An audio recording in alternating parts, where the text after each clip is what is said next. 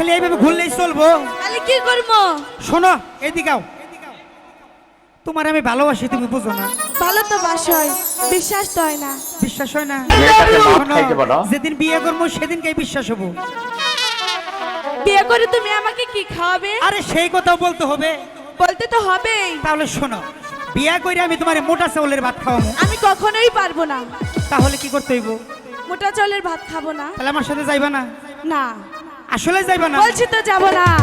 যাইবানি আহা আর শোনে বাইতানি যাইবানি আহা আর শোনে